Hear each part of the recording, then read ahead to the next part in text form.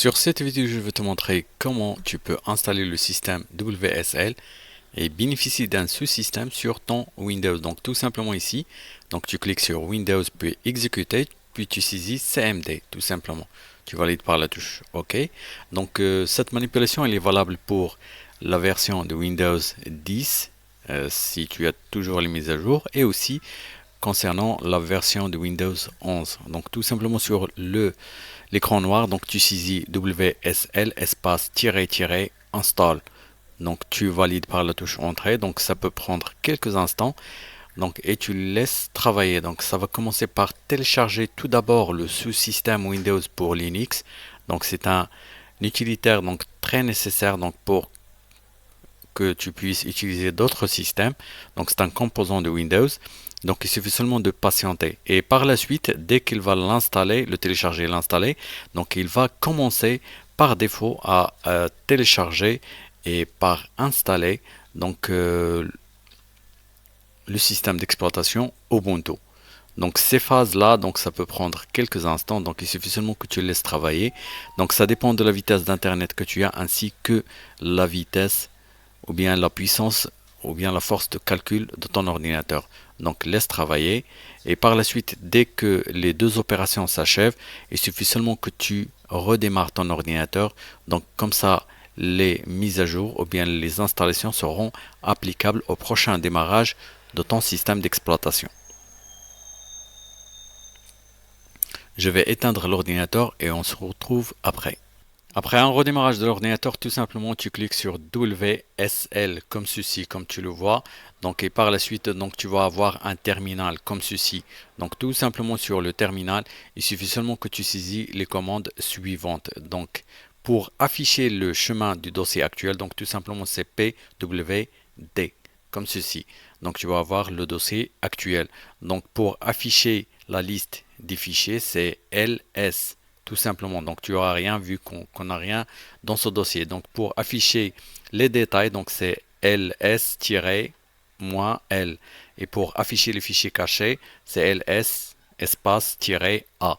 Aussi, vu qu'on est sur Windows et qu'on veut afficher le dossier C par exemple, donc tout simplement on va saisir cd espace slash comme ceci, mnt slash c comme ça. Et tout simplement, je valide par la touche Entrée et j'aurai donc l'arborescence de Windows. Donc si je fais ls, j'aurai l'ensemble des fichiers et dossiers dans mon disque dur C.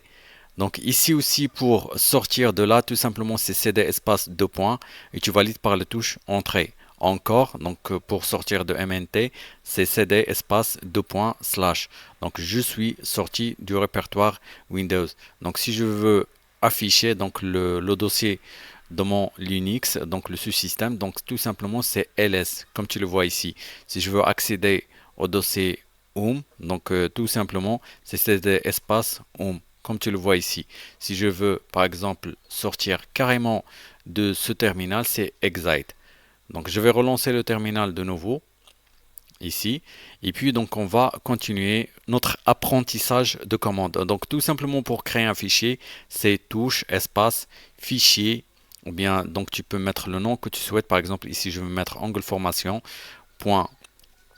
.txt et je valide par la touche entrée. Donc comme tu vois donc le fichier a été, si je veux donc écrire dans un fichier, c'est echo comme tu le vois ici.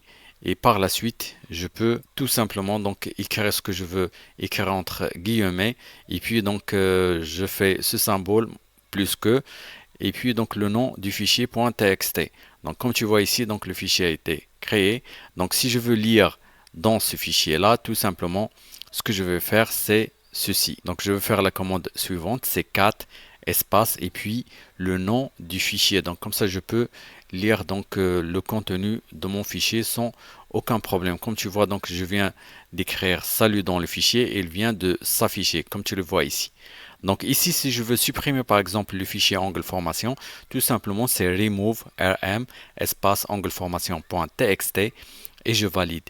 Dès que je valide, donc le fichier sera supprimé. Donc si je fais ls pour afficher les fichiers, les dossiers qui existent, donc le fichier angle formation est déjà supprimé.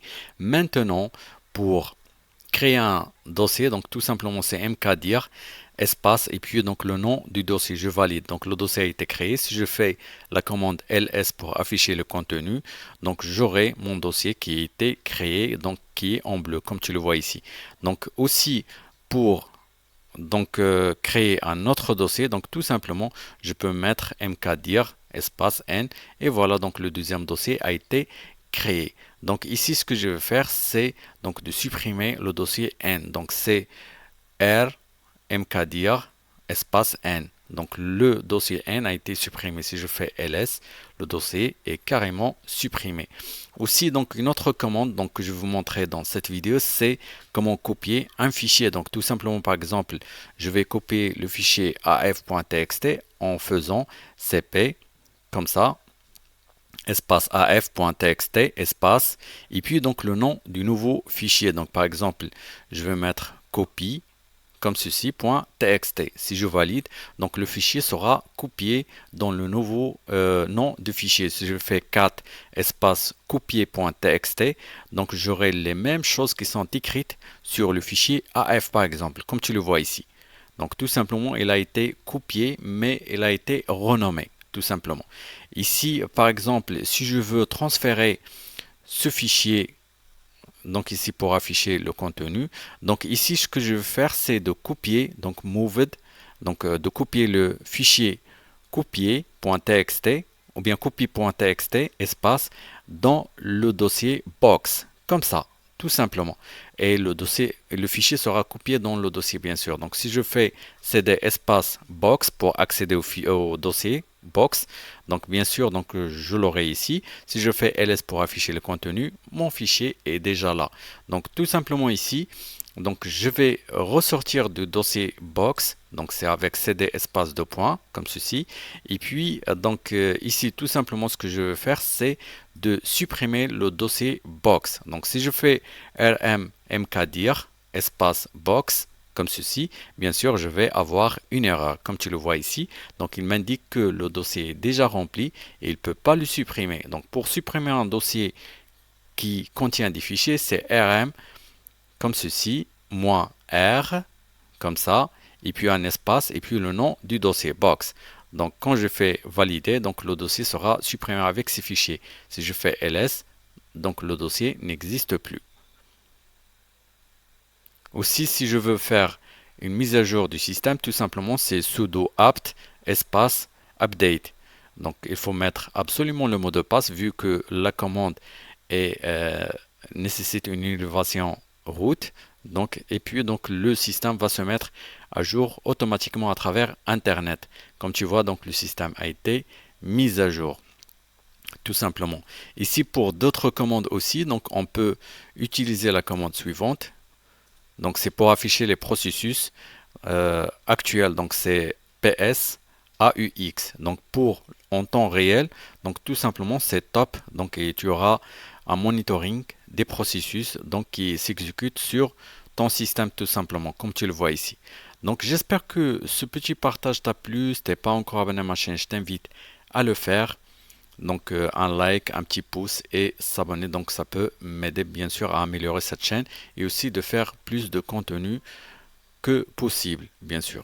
Et sur cela, je te donne rendez-vous à la prochaine vidéo. À bientôt.